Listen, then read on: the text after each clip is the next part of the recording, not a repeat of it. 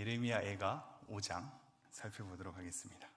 우리 총 22절인데요. 제가 한 절, 여러분이 한 절 교독하도록 하겠습니다. 내용을 잘 파악해 주시면서 낭독해 주시면 감사하겠습니다. 저부터 예레미야 애가 5장 1절 읽겠습니다. 여호와여, 우리가 당한 것을 기억하시고 우리가 받은 치욕을 살펴보옵소서.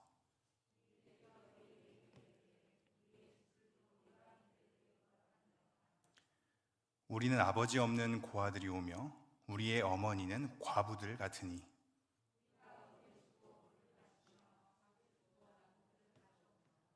우리를 뒤쫓는 자들이 우리의 목을 눌러싸우니 우리가 기진하여 쉴 수 없나이다.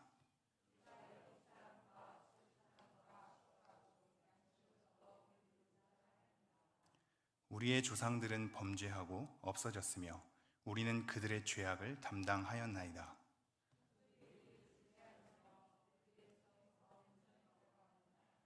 광야에는 칼이 있으므로 죽기를 무릅써야 양식을 얻사오니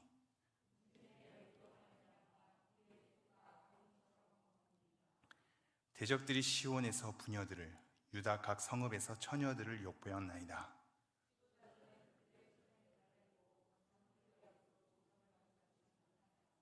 청년들이 맷돌을 치며 아이들이 나무를 치다가 엎드러 지오며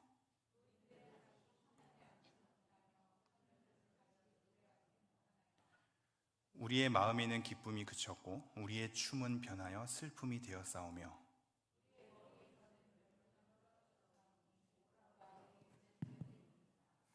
이러므로 우리의 마음이 피곤하고 이러므로 우리 눈들이 어두우며 시온산이 황폐하여 여우가 그 안에서 노나이다.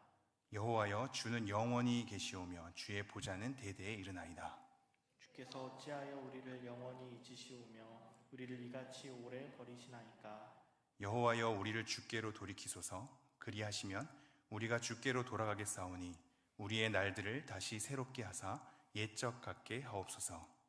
주께서 우리를 아주 버리셨사오며 우리에게 진노하심이 참으로 크시니이다. 아멘. 오늘 제목은 소망을 강요하지 않는 고통입니다. 한번 따라해 볼까요? 소망을 강요하지 않는 고통. 네, 성도된 자가 소망을 가져야 하는데 소망을 강요하지 않는 고통이라니 이것이 도대체 무슨 의미일까에 대해서 한번 생각해 보시면서 오늘 말씀 헤아려 보도록 하겠습니다. 우리는 예레미야 애가를 계속적으로 살펴보고 있고요. 오늘로 마지막 예레미야 애가를 마치고자 합니다. 그리고 다음 주부터 시간이 되는 한에서 성령의 열매를 하나씩 살펴보도록 하겠습니다. 혹시 예레미야 애가 1장을 살펴보면서 여러분이 기억하시는지 모르겠습니다. 우리는 먼저 에카라는 단어, 슬픔, 비통, 분통, 원망까지도 다 서려져 있는 그러한 감탄사로 이루어진 단어가 1장, 2장, 4장에 처음으로 등장하는 단어였습니다. 우리말 성경으로는 슬프다라고 번역된 단어였지요. 우리가 그것을 통하여서 뭘 헤아려 봤냐면요, 우리의 신앙 속의 어두운 면들, 어두운 면모들을 담아내고 그 속에서 목소리를 입혀보는 것으로 탄식을 배워보자고 말씀을 한번 드린 바가 있습니다. 우리의 신앙에 많은 영역들이 있는데 좋은 면들, 빛나는 면들, 아름다운 면들만 고백이 많이 되니 우리 안에 자주 경험하게 되는, 오히려 우리의 삶에 더 많이 경험하게 되는 어두운 면모들, 실패의 면모들, 아픔의 면모들, 고통의 면모들이 우리가 언어로 담아내지 않은 채 속으로 삭힐 때가 많은데 우리는 이러한 탄식시를 통하여서 거기에 목소리를 입혀보고 언어를 입혀봐야 한다고 했습니다. 그래서 우리가 하나님 안에서 살아내는 모든 영역이 하나님께 올려질 수 있도록 비단 좋은 것들만 아니라 우리가 경험하는 안 좋은 것들까지 그 속에 목소리를 입히고 언어를 입혀서 하나님께 고백해야 되고 하나님께 우리의 마음을 아뢰야 된다는 것을 우리가 한번 살펴보았죠. 그렇게 목소리를 입혀서 하나님 앞에 가져와 보는 것으로 우리의 신앙의 훈련이 시작되어야 된다고 하였습니다. 그렇게 되면 내 삶의 모든 영역은 물론이거니와 우는 자들로 함께 울라라는 말씀을 우리 안에서 조금씩 알아갈 수 있다고 한번 헤아려 보았죠. 여러분 어떠십니까? 예레미야가 5주가 흘러가면서 한번 탄식해 보셨는지요? 탄식을 배워보셨습니까?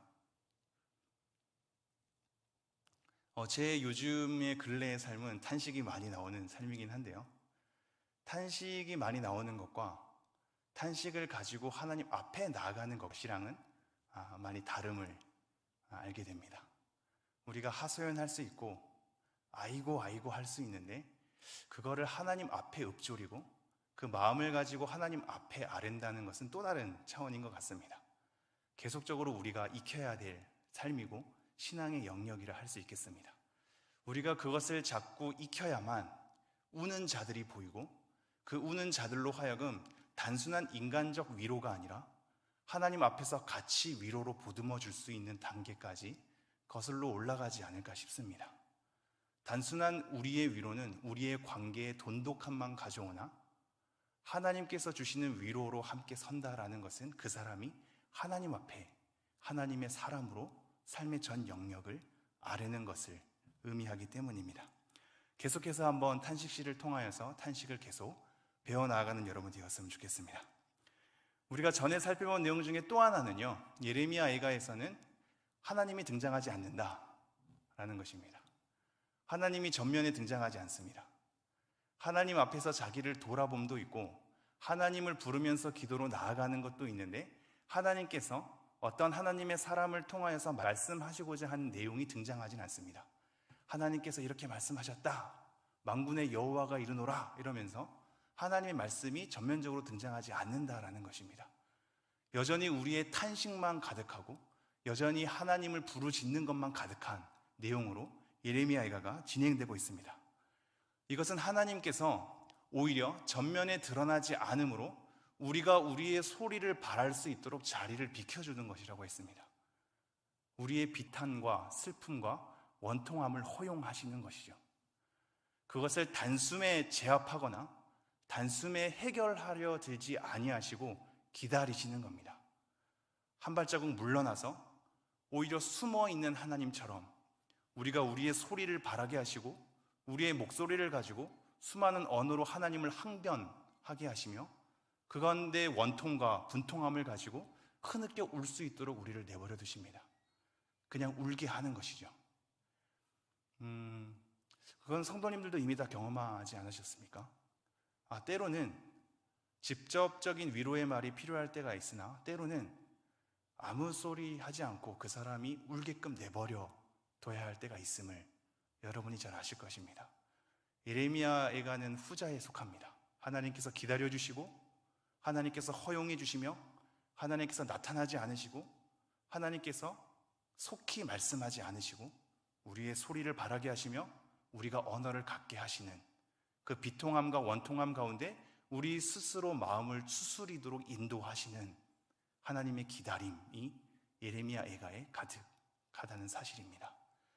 이것은 여러분의 인생 가운데서도 하나님께서 이렇게 일하실 것입니다. 생각보다 하나님은 침묵하실 때가 많고 생각보다 하나님은 우리의 기도에 세밀하게 응답하지 않을 때가 많기 때문입니다. 그것은 하나님이 안 계시기 때문이 아니라 오히려 하나님께서 하나님의 뜻 가운데 기다리고 계심이라는 사실을 여러분이 명심했으면 좋겠습니다. 오늘 예레미야 애가 5장을 살펴볼 때는 여러 특징을 먼저 살펴봐야 할 텐데요. 먼저 예레미야 애가 5장의 시작은 에카로 시작되지 않는다는 점입니다.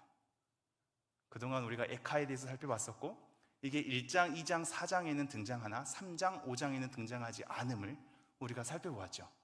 3장에도 나름대로 이유가 있습니다만 마지막 끝에 5장에 왜 에카라는 슬픔과 원통과 비통의 단어로 시작하지 않는가? 그것은 이미 앞선 1장과 4장 사이에서 수많은 비탄과 원통함을 쏟아냈기 때문입니다. 수많은 비탄에, 탄식에, 원통함에, 항변에 언어들을 다 쏟아내고 난 다음에 마지막 정돈하는 장으로 5장이 펼쳐지고 있습니다.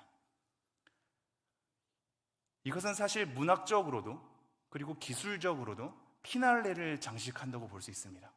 그동안에는 에카라는 단어로 시작하면서 우리의 슬픔이 마냥 흐트러지지 않고 하나의 정돈된 것으로 우리를 인도했거든요. 그래서 아크로스틱 배열이라는 것을 한번 소개한 적이 있습니다. 그것은 각 장마다 히브리어 철자로 시작되는 것으로 배열을 했다는 거죠. 기역, 니은, 디귿, 리을 순서대로처럼 말입니다. 그렇게 해서 우리의 슬픔을 아무렇게나 쏟아내지 않고 하나씩 하나씩 잘 정돈하면서 하나님께 아뢰도록 우리를 초청하고 있었습니다. 그런데 이런 아크로스틱 배열이 5장에서는 없으며 에카라는 슬픔의 단어 또한 없습니다. 그렇다면 이것은 그동안 잘 정제된 우리의 슬픔을 가지고 마지막 5장에 이르러서는 터트리는 겁니다. 하나씩 하나씩 하나의 나열로서 우리의 슬픔을 표현한 동시에 마지막 5장에서는 그것을 피날레로 장식을 하면서 터트리는 겁니다.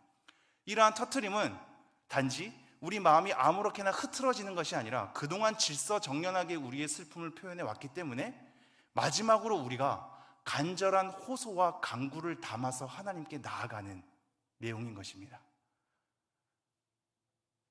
이 내용이 잘 들어왔으면 좋겠는데요, 마지막 5장에 우리의 그동안의 슬픔과 애통하는 마음을 터트려서 그것이 흐트려진 상태가 아니라 오히려 더 간절한 호소로, 오히려 더 간절한 간구로 마무리를 하고 있다는 겁니다.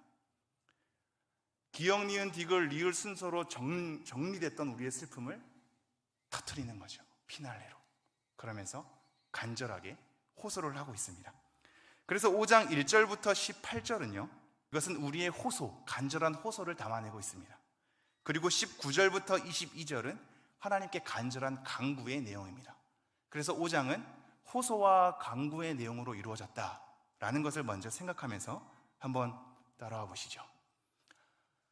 다시 우리가 예레미야애가 5장으로 돌아와서요, 예레미야애가 5장의 내용은 우리가 방금 낭독하셨다시피 내용이 되게 유사하지 않습니까? 1장, 2장, 3장, 4장에서 나올 법한 애통함이 다시 똑같이 등장하거든요. 우리가 이것이 똑같이 등장하고 똑같이 반복되니까 마음속에 크게 와닿지 않은 것이 사실이거든요. 이것을 하나 잘 맞이해야 하는데요, 여러분, 찬양은 여러분이 말씀을 잘 들을 수 있도록 마음을 열어주는 도구쯤이 아닙니다. 우리의 옛 예배 태도는 그랬었거든요. 그래서 준비 찬양이란 단어를 쓰죠. 찬양 자체가 예배인데 찬양을, 예배를 준비하는 준비 찬양이라는 애매한 용어를 사용하게 된 겁니다. 우리가 찬양하는 것도 예배죠. 기도하는 것 또한 예배입니다. 말씀을 듣는 것 또한 예배죠. 1년의 모든 행위가 하나님께 드려지는 예배인데 찬양은 꼭 말씀을 위한 사전 작업 정도로, 말씀을 잘 귀에 들어오기 위한 마음을 여는 것 정도로 우리가 생각할 때가 있습니다. 여러분, 절대 그렇지 않습니다. 우리는 마음을 언제 열어야 할까요? 교회를 오면서 열어야 합니다. 제가 청소년 아이들에게 잠깐 나눈 적이 있는데요, 오히려 코로나 시대에 이것을 생각해 볼 수 있을 법합니다. 예전에 코로나 시기 이전에 우리는 교회를 오고 가는 것에 대한 걸음이 사실상 자연스러웠죠. 그러나 코로나 시대에서는 그렇지 않습니다. 왜냐하면 너무나 편리하고 빠르게 시간 조절과 배분을 잘할 수 있도록 실시간 유튜브 스트리밍을 바로 켜니 우리가 여러 가지 시간을 잘 아끼다가 그 시간에 바로 예배할 수 있기 때문입니다. 그러니 평소에 교회를 오가는, 예배 전에 오는 시간, 예배 마치고 가는 시간에 이 사이 한 30분으로 잡으면 1시간의 시간을 벌 수 있거든요. 그렇죠? 시간 1시간을 버는 겁니다. 예배는 예배대로 할 수 있고 시간 1시간을 벌게 되는 거죠. 그러니 더더군다나 그 시간이 아깝게 느껴진다면, 그리고 그 시간을 희생하면서까지 교회에 왔는데 뭔가 그 예배 가운데 은혜가 느껴지지 않는다면 우리는 마음이 어렵게 되고 더 이상 교회에서 예배하는 것을 쉽게 선호하지 않게 되죠. 어차피 똑같은 예배, 집에서 드리는 것을 더 선호할 수밖에 없는 시대가 되어버렸습니다.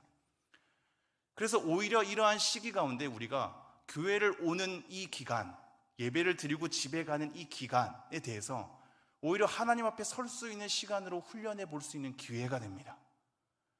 교회로 오는 그 30분 여정의 그 시간 동안 내가 예배할 수 있도록 내 마음을 여는 작업이 그때 이루어져야 하는 겁니다. 유튜브 실시간으로 집에서 그냥 끄고 난 다음에 바로 일상으로 돌아가면 예배에 드린 것이 무엇이 드려진지 모른 채 그냥 잊혀질 때가 많죠. 예배 드리고 집에 가는 성도님들의 집에 가는 발걸음 가운데 오늘의 예배를 다시 한번 곱씹어보는 묵상의 시간으로 활용할 수 있을 겁니다. 그렇다면 코로나 시기에 교회를 오고 가는 것에 대한 작업은 예배를 위한, 그리고 예배를 마치고 난 다음에 소중한 작업이 아닐 수 없습니다. 그러므로 여러분, 지금 이 시간에도 어느 순간에 마음을 여는 것을 기다리지 말고 마음을 열고 오셔야 합니다. 집에서도 마음을 열고 예배를 하셔야 합니다. 그 마음을 여는 작업은 찬양이 시작할 때 그 찬양을 통해서 마음을 열어가는 게 아니라 마음을 열고 와서 찬양을 찬양답게 해야 하는 것입니다. 제가 이 얘기를 말씀드린 이유는 오늘 이 예레미야가 5장의 내용이 1장에서부터 시작되는 내용과 어떻게 보면 다를 바가 없는 내용들이긴 한데 반복되어 있습니다. 이러한 반복은 예레미야에 대한 간절함이 녹아 있었기 때문일 것입니다. 우리가 중언부언하지 말라는 기도의 내용을 알고 있죠. 당연히 의미 없이 그 말의 의미를 모른 채 반복해서 하는 기도는 하지 말아야겠습니다. 그러나 이미 성도님들이 다 아시다시피 정말로 절박하면 계속해서 반복해서 기도할 수밖에 없게 되어 있습니다. 그게 너무 간절하면 의미 없어서가 아니라 오히려 의미 있어서 더욱더 간절하게 하나님 앞에 반복해서 얘기할 수밖에 없죠. 오히려 미사여구가 없어진 채 짤막한 단어라도 계속해서 부르짖게 되는 것이 우리의 간절하고 절실한 기도입니다. 마찬가지로 예레미야는 지금 그렇게 호소하고 있으며 우리가 이것에 대한 간극을 메꾸지 못한다면 우리의 냉랭함 때문일 수 있습니다. 제가 요 근래 청소년부 아이들과 여러 가지 죄악들을 살펴봤거든요. 분노, 시기, 탐식, 탐욕, 교만 이런 것들을 살펴봤습니다. 그런 것을 저도 이렇게 살펴보면서 공부를 해보니 동일하게 나타나는 한 가지 현상이 있거든요. 그러한 죄악들 가운데 맺어지는 열매 중 하나가 냉랭함이었습니다. 냉랭함. 이건 생각보다 우리를 돌아봐야 될 부분이거든요. 사람이 냉랭하다라는 건 우리가 생각보다 우리의 일상이 죄로 젖어 있기 때문일 수 있습니다. 그 여러 가지 죄악들 가운데 냉랭함이란 현상은 똑같이 통일적으로 들어있었기 때문입니다. 냉랭하지 말아야 합니다. 냉철함은 있어야 하되 냉랭하지는 말아야 합니다. 그러므로 오늘도 우리는 이 예레미야서의 내용이 우리에게 와닿지 않을 것입니다.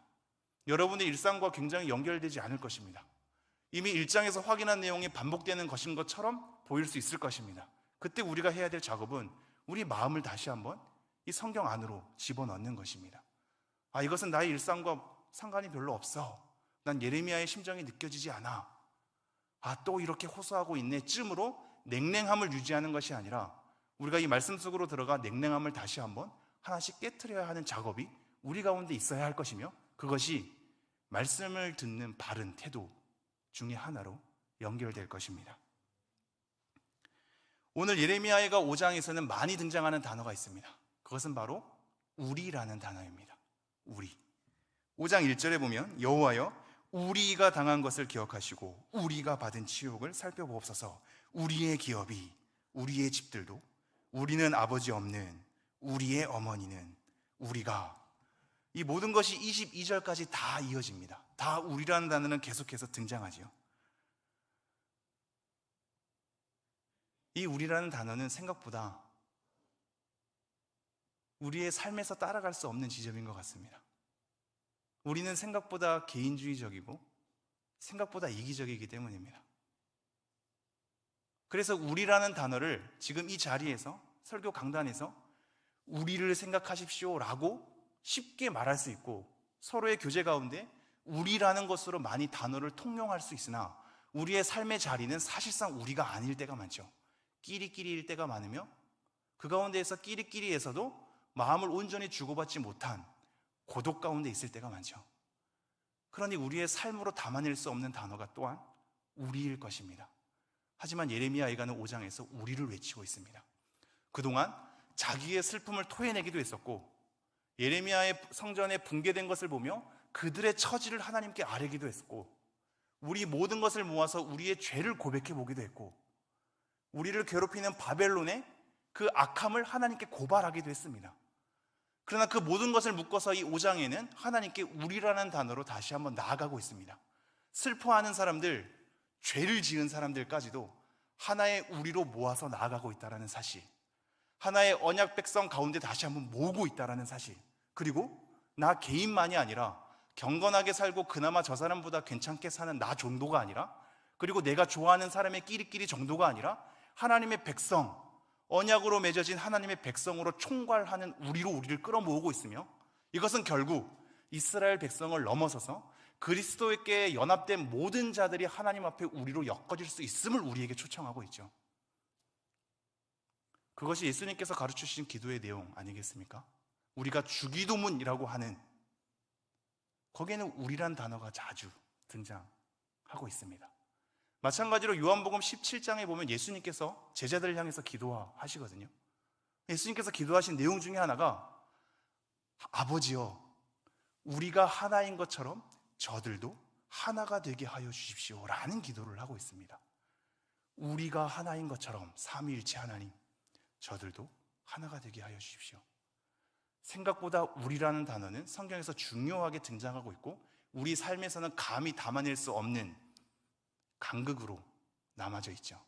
우리는 이것에 대해서도 예레미야 애가 5장을 통해서 생각해 봐야 할 영역, 그리고 나아가서는 다시 한번 우리가 정말로 우리로서 적용될 수 있는 숙제로 나아가야 할 것입니다. 우리 교회도 끼리끼리 문화는 없는지, 내 개인만 생각하진 않는지, 우리가 우리라고 생각하지만 그 우리에는 배제된 사람이 존재하진 않는지 우리를 돌이켜봐야 하겠죠. 혹시 여러분 엘리자베스 퀴블리 로스라는 사람을 아시는지요? 엘리자베스 퀴블리 로스라는 사람이 미국의 정신의학자인데요, 임종을 앞둔 사람의 감정에 대해서 5가지로 분류를 했습니다.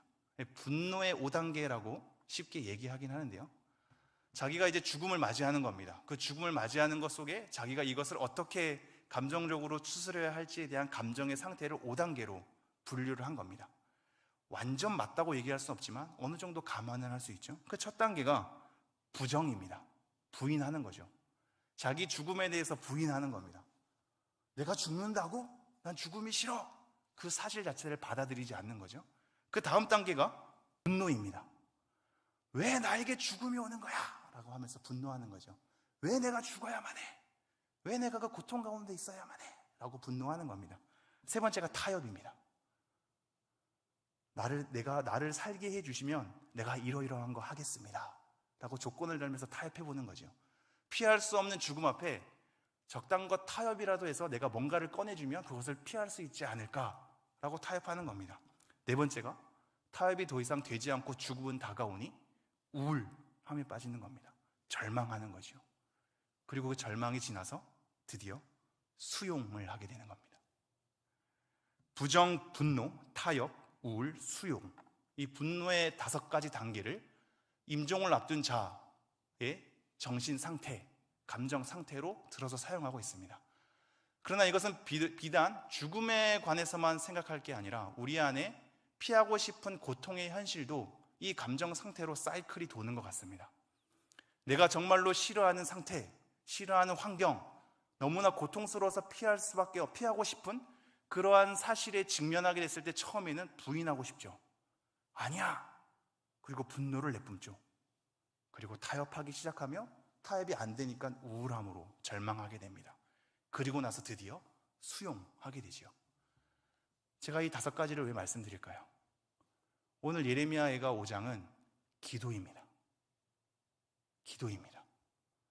이 기도는 그동안에 이 분노의 5단계라고 하는 사이클이 몇 번이고 돌아서 다시 한번 하나님께 간절한 호소로 드려지고 있는 겁니다.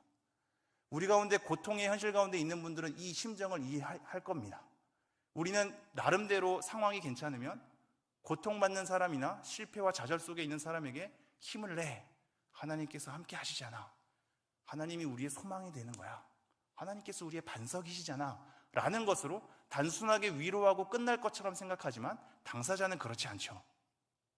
당사자는 부정하고 싶고 분노가 일어나기도 하고 타협하고 싶기도 하고 우울감으로 젖어들었다가 그 사실을 수용하기도 하고, 그러나 그것이 수용으로 끝나나요?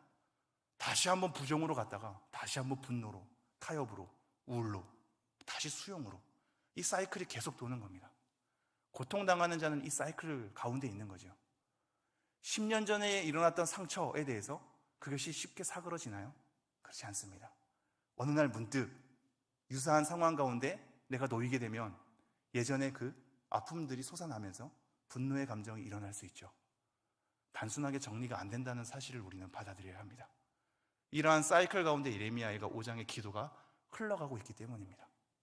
제가 한번 1절 읽도록 하겠습니다. 여호와여, 우리가 당한 것을 기억하시고 우리가 받은 치욕을 살펴보옵소서. 먼저 모든 이 분노의 사이클을 지나고 난 다음에 찾는 것이 하나님입니다.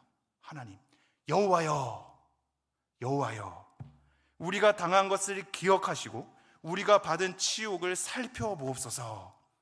이 살펴보다라는 단어는 생각보다 앞에서도 많이 등장하긴 했는데요, 한번 1장 9절 제가 한번 읽어드리죠. 1장 9절 1장 9절의 마지막에 보면 나의 환난을 감찰하소서, 살피다라는 겁니다. 감찰하소서. 11절의 마지막에도 보면 여호와여 나를 돌보시옵소서, 돌봐달라는 겁니다. 20절에도 가보면 여호와여 보시옵소서라고 등장합니다. 2장 20절에도 가보면요, 2장 20절 여호와여 보시옵소서라고 등장하죠. 마찬가지로 지금 5장 1절에서도 보시옵소서라고 등장하고 있습니다.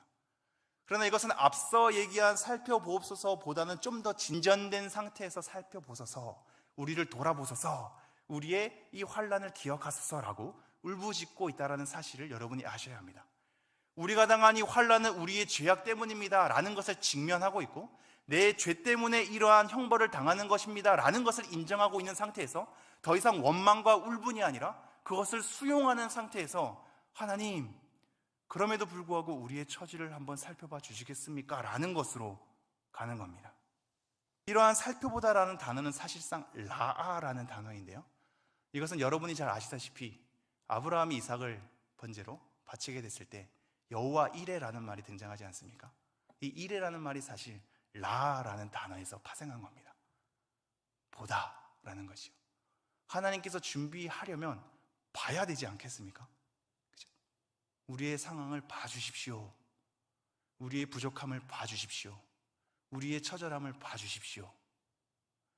이러한 살펴보소서라는 것에 대한 언어는 사실상 출애굽의 언어이기도 합니다.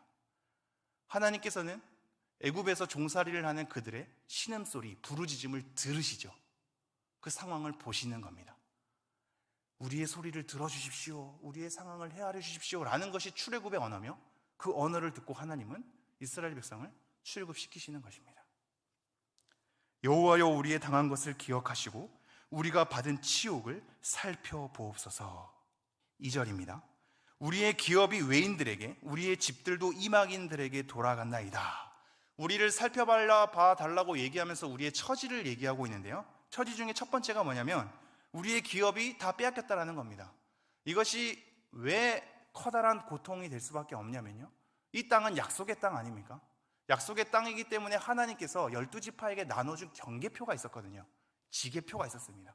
그 지계표를 옮기지 말라는 것이 명령 가운데 있었는데 지계표가 짓밟힌 겁니다. 우리의 약속의 땅이, 기업이 짓밟힌 거죠. 넘어가 버린 겁니다. 그러면서 3절 우리는 아버지 없는 고아들이 오며 우리의 어머니는 과부들 같으니, 우리는 어느덧 고아와 과부들 같은 처지가 되었습니다. 이것은 현대적인 의미가 아닐 것입니다. 이때 시대의 고아와 과부는 사회적으로 책임질 수 있는 울타리가 다 붕괴되었기 때문에 아무도 돌볼 수 없는 처절한 고통, 비참한 현실을 담아내는 대상이기 때문입니다. 오늘날의 고아와 오늘날의 과부들과는 전혀 다르죠. 아무런 울타리도 없이 노출된 상태에서 비참한 현실을 겪어내야만 했던 상태, 그 상태로 지금 이스라엘 백성들이 되어져 있는 것이며, 이것은 역설적이게도 그동안 선지자들이 그동안 외쳤던 사회에 대한 책임, 사회에 대한 공의에 대해서 이 사회적 연약한 자들, 고아와 과부들을 돌보라는 지침들이 늘 끊임없이 이어왔기 때문에 이것을 너네가 돌보지 않는 죄도 포함돼서 너네가 이러한 처지에 오히려 당해버렸다라는 것을 깨닫게 하는 하나의 결과이기도 합니다. 4절, 우리가 은을 주고 물을 마시며 값을 주고 나무들을 가져오며. 경제적인 어려움이 계속돼서 이어지고 있죠. 과중한 세금 때문에 정당한 것을 주고받지 못하는 관계로 치닫을 수도 있습니다. 5절, 우리를 뒤쫓는 자들이 우리의 목을 눌러싸우니 우리가 기진하여 쉴 수 없나이다. 노예된 상태에서 우리의 목을 누르는 처절한 상태가 되는 겁니다. 6절, 우리가 애굽 사람과 아수르 사람과 악수하고 양식을 얻어 배불리고자 하였나이다. 우리의 처지가 어떠냐면 애굽 사람 그리고 아수르 사람, 이때 시대에 아수르는 바벨론에게 멸망하고 난 뒤니까 궁극적으로는 바벨론 사람이라고 할 수 있죠. 우리를 치는 사람과 우리가 의존하려고 피했으나 도와주지 않은 애굽에게 다시 한번 손을 빌려서 타협하는 겁니다. 어떻게 보면 치욕스러운 타협인 거죠. 자기의 정체성을 팔아버리는 내용일 수도 있습니다. 그래서 뭔가 음식을 얻어먹기 위해서 빌어먹는 형태가 되는 거죠. 7절, 우리의 조상들은 범죄하고 없어졌으며 우리는 그들의 죄악을 담당하였나이다. 우리의 처지가 어떠냐면 이미 그 조상들은 범죄하고 사라진 뒤에 우리는 그런 죄악의 굴레 가운데 그리고 죄의 영향 가운데 우리는 여전히 있으며 그것을 우리가 지금 담아내고 있다, 담당하고 있다, 그 죄악 가운데 젖어져 있다 라고 호소를 하고 있습니다. 8절, 종들이 우리를 지배하며 바벨론의 신하들이 오히려 우리를 지배하는 지배자로 군림하고 있으며 그들의 손에서 건져낼 죄가 없을 정도로 그들의 강함이 우리에게 부각되고 있다. 9절, 광야에는 칼이 있으므로 죽기를 무릅써야 양식을 얻사오니. 광야로 도피한다 하더라도 음식을 구하러 도저히 이 내에서는 얻을 수 없어서 광야에 대한 처절한 상황 가운데 도망간다 할지라도 거기서도 우리에게 칼이 기다리고 있으니 우리는 도저히 양식을 구하기가 어려운 상황이구나 에 대한 처지를 얘기하고 있습니다. 10절, 굶주림의 열기로 말미암아 우리의 피부가 아궁이처럼 검으니이다. 얼마나 배고팠는지 굶주림의 열기라고 얘기하고 있고요, 우리의 피부가 완전 검해졌다라고도 얘기하고 있죠. 11절, 대적들이 시온에서 부녀들을, 유다각 성읍에서 처녀들을 욕배었나이다. 부녀들과 처녀들이 다 공개적으로 치욕을 당하는 겁니다. 12절, 지도자들은 그들의 손에 매달리고. 형벌을 얘기하는 거죠. 그것이 십자가의 형벌인지 아니면 어디에 매다는 형벌인지 명확히 알 수 없습니다만 우리가 믿고 따르고 강한 영향력을 제시하였던 지도자들이 처절하게 아무런 힘도 없이 공개적으로 심판을 당하고 형벌을 당하는 상태가 되어버린 겁니다. 장로들의 얼굴도 존경을 받지 못하나이다. 우리가 조언을 구하고 모든 신앙의 연륜으로 우리를 다스렸던 장로들이 도저히 존경받지 못하는 창피한 상태. 13절, 청년들이 맷돌을 지며 아이들이 나무를 지다가 엎드러 지우며. 중노동을 부과함으로 동물같이 대하는 상태. 우리의 다음 세대 아이들이 동물처럼 취급되는 상태. 14절, 노인들은 다시 성문에 앉지 못하며 청년들은 다시 노래하지 못하나이다. 이때 당시의 성문은 지혜 있는 자들이 토론을 하는 장소였고 법적인 판결이 나오는 장소였거든요. 한마디로 법도 무너지고 지혜도 무너진 상태. 그래서 연륜 있는 노인들, 이 장로들이 뭔가를 우리에게 조언해 주지는 못하는 상태가 되어버렸으며 청년들은 즐거움으로써 노래 자체를 할 수 없는 탄식만 할 수 있는 상태가 되어버렸답니다. 15절, 우리의 마음에는 기쁨이 그쳤고 우리의 춤은 변하여 슬픔이 되어 싸우며. 마음에는 도저히 기쁨을 찾아볼 수 없는 상태, 우리 가운데 춤은 없어지고 슬픔으로 그 춤을 대신하는 상태가 되었답니다. 그러면서 16절, 우리의 머리에서는 면류관이 떨어져 싸우니. 우리의 모든 그동안 받았던 영예는 다 곤두박질 채워지고 있으며 오호라 우리의 범죄 때문이다 라고 마지막 고백하고 있죠. 이때 오호라는 화로다 라는 뜻입니다. 화로다 나여 망하게 되었도다 라는 것처럼 화로다, 이러한 화는 우리의 범죄 때문입니다 라고 자기의 마음을 다시 한번 간추려서 고백을 하고 있죠. 앞에서 뭔가 하나님 앞에 원통과 분노를 쏟아냈던 감정이 아니라 다시 한번 마지막으로 정리하면서 피날레로 하나님께 쏟아내고 있습니다. 우리의 처지를 쏟아내고 있으며 이것이 우리의 죄 때문이다라는 것을 인정하고 있고 그런 인정 가운데 계속적으로 고백되어지는 거죠. 그러면서 17절, 이러므로 우리의 마음이 피곤하고 이러므로 우리 눈들이 어두우며 시온산이 황폐하여 여우가 그 안에서 노나이다.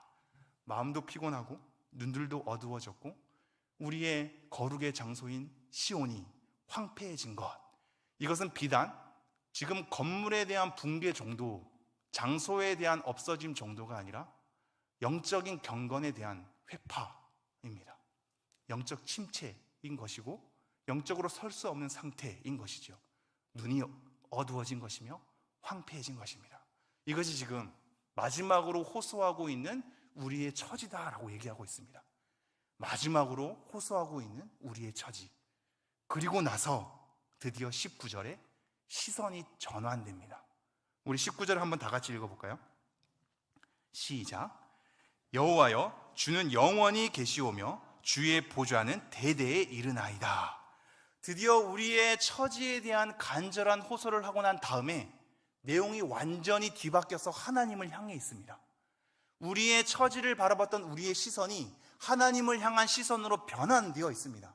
드디어 우리의 상황을 고백하고 하나님께 호소했던 우리의 마음을 다시 한번 정돈한 채 이제는 하나님을 바라보는 것입니다.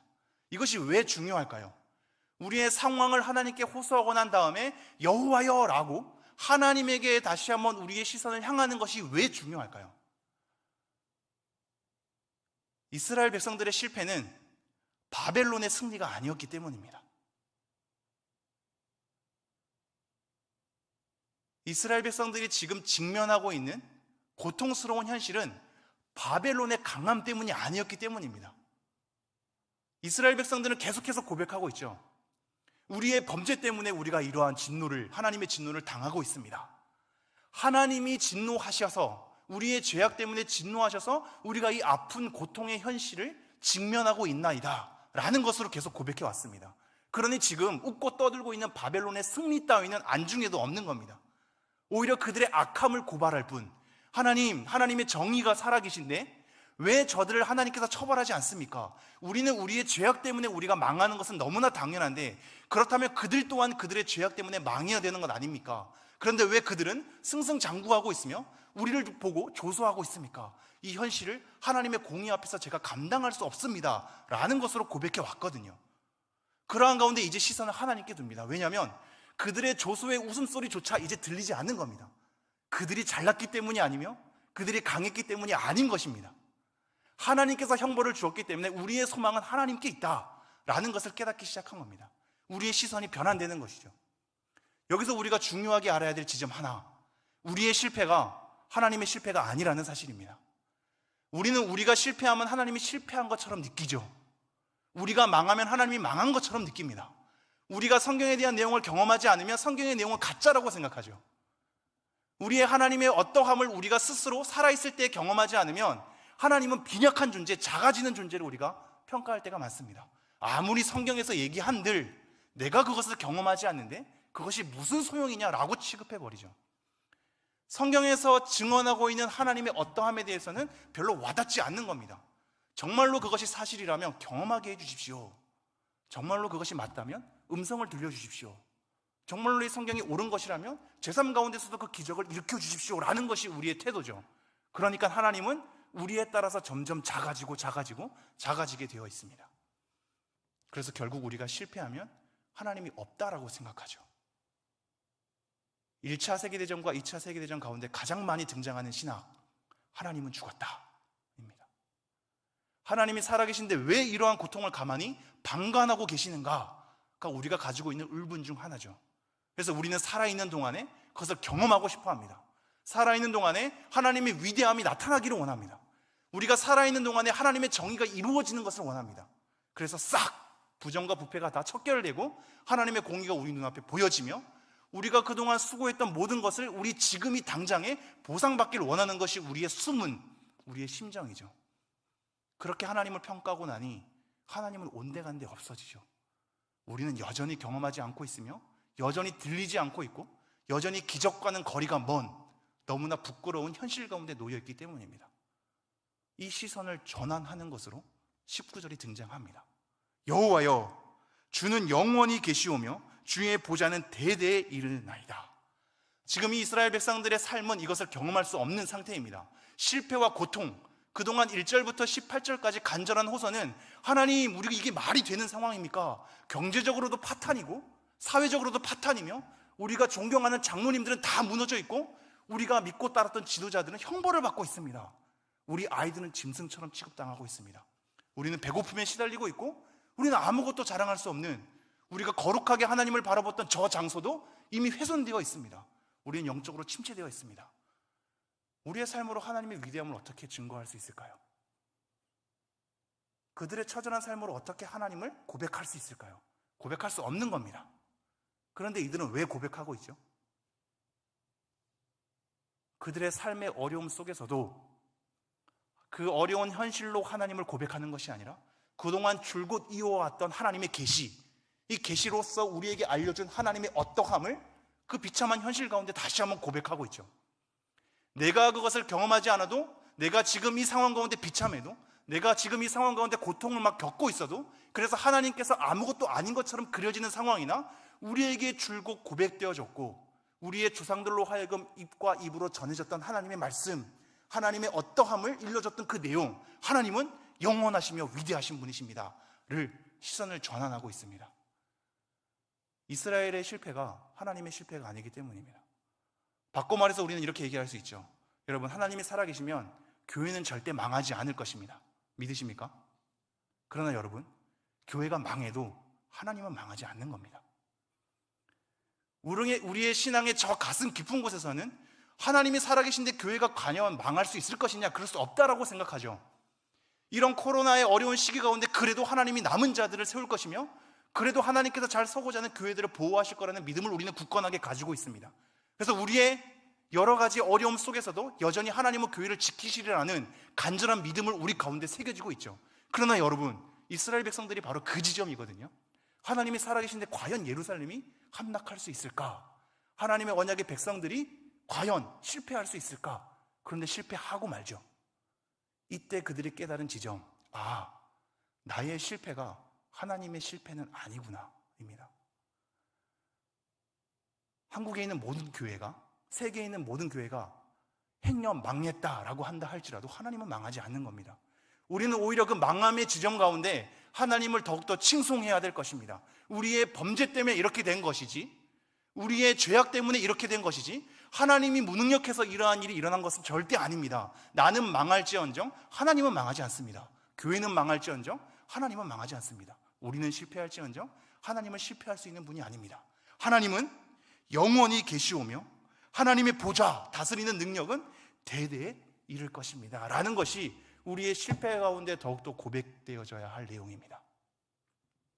모든 세대를 아우러서 한 세대 한 세대 모든 것이 지나도 하나님의 다스리심은 여전히 계시다라는 사실, 그 지점을 우리는 우리의 실패 가운데서도 읊조려야 할 것입니다.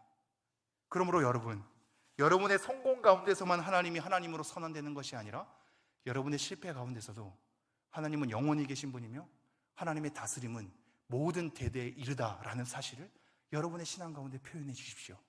그리고 여러분의 기도 가운데 고백해 주십시오. 여러분의 찬양 가운데 선포해 주십시오. 우리의 자금이 하나님을 작게 만들지 않기 때문입니다. 20절입니다. 주께서 어찌하여 우리를 영원히 잊으시오며 우리를 이같이 오래 버리시나이까? 이 맥락을 한번 잘 따라와 보시죠. 간절한 호소 속에서, 비참한 현실에 대한 하나님 앞에 아렘 속에서, 우리의 현실의 망함 속에서도 하나님은 여전히 영원하신 분이며 하나님의 다스리심은 우리 때만이 아니라, 우리 전 때만이 아니라 모든 세대를 아우르는 하나님의 다스리심 가운데 펼쳐질 것입니다 라고 고백하고 나서 다시 한번 또 다른 반전, 하나님 어찌하여 우리를 영원히 잊으시오며 우리를 이같이 오래 버리시나이까? 라고 하나님께 고백하고 있습니다. 왜 이럴까요? 왜 이럴까요? 여러분, 잘 정돈해 주십시오. 하나님은 사랑의 하나님이시고 하나님은 우리에게 소망을 가져다 주는 분이시죠. 그것을 여러분도 이미 알고 있고, 제가 그렇게 물으면 여러분은 아멘으로 화답할 것입니다. 그렇게 아멘으로 화답하게 될 때 우리의 처한 고통의 현실이 사라집니까? 아니죠. 하나님의 사랑과 하나님의 위대함과 하나님의 높으심과 하나님의 깊으신 사랑을 우리가 찬미해도 우리는 그렇게 찬미가 끝나고 난 다음에 우리의 현실로 돌아오면 여전히 우리는 변하지 않는 현실의 고통 가운데 있죠. 지금 예레미야가 그것을 얘기하고 있습니다. 하나님 앞에 하나님은 영원한 분이시며 대대의 하나님의 권자, 다스림은 계속적으로 이어질 것입니다. 그러나 여전히 내 삶으로 돌아왔을 때 여전히 고통 가운데 벗어나지 못하는 이 현실을 하나님께 아뢰기도 하죠. 하나님 어찌하여 우리를 영원히 잊으시오며 우리를 이같이 오래 버리시나이까. 그러면서 21절 이렇게 얘기합니다.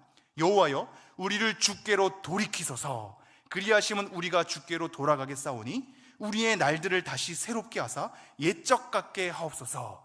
여러분, 이 내용은 생각보다도 깊이가 있는 내용입니다. 왜냐하면 1장부터 거슬러 올라가서 5장에서 정돈하고 있기 때문입니다. 우리가 예레미야 3장 40절에서 어떻게 얘기했습니까? 40절, 우리의 표어. 우리가 스스로 우리의 행위들을 조사하고 여호와께로 돌아가자. 우리가 스스로 우리의 행위들을 관찰하고 세밀하게 연구하고 조사하고 하나님께 우리가 같이 돌아가도록 힘쓰자 라면서 서로 독려하고 있습니다.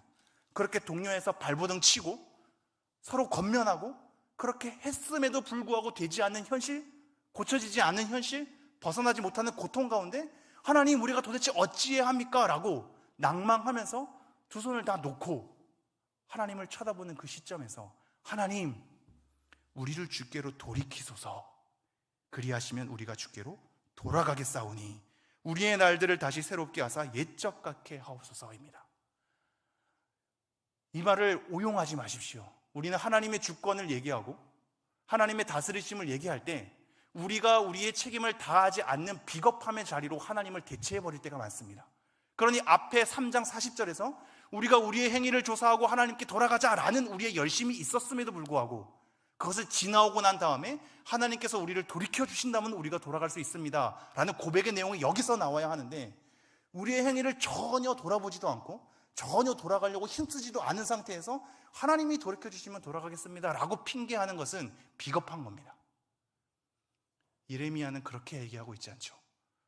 우리가 우리의 행위를 조사하고 하나님께 돌아가자라고 힘쓰는 권면을 지나온 다음에 우리의 노력과 발버둥을 지나온 다음에 하나님께서 우리를 돌아오게 해주지 않으시면 우리는 돌아갈 수 없음을 알게 되는 거죠. 그래서 하나님 우리를 주께로 돌이키소서. 그리하시면 우리가 주께로 돌아가겠사오니 우리의 날들을 다시 새롭게 하사 옛적 같게 하옵소서. 그리고 나서 다시 이렇게 이어집니다. 22절 함께 읽겠습니다. 시작. 주께서 우리를 아주 버리셨사오며 우리에게 진노하심이 참으로 크시니이다. 이 말씀을 간략하게 얘기하고 정돈하도록 하겠습니다. 지금 마지막 이 구절은 굉장히 이상하게 끝이 나는 것만 같습니다.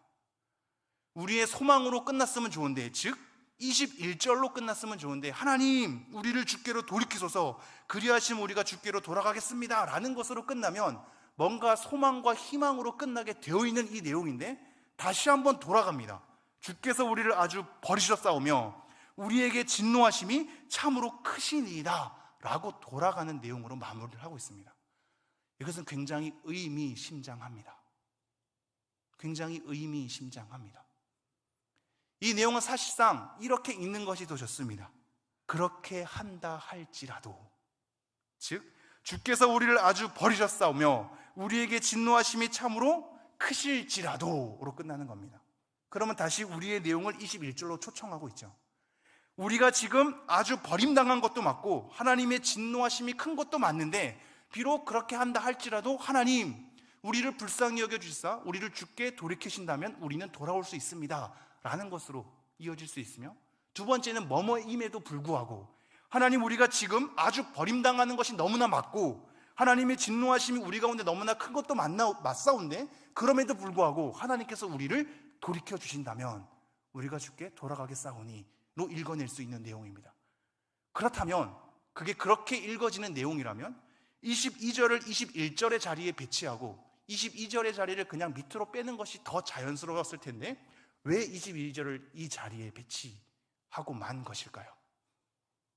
그것은 바로 오늘 제목의 내용입니다.